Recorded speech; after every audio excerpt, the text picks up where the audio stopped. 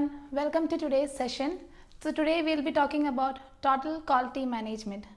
In total quality management, we'll be defining what is quality management, the purpose and goals of a quality plan, the different components of quality management, that is planning, control and assurance.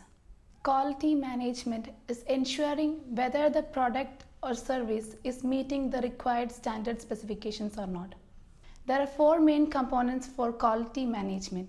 They are quality planning, quality controlling, quality assurance and quality improvement.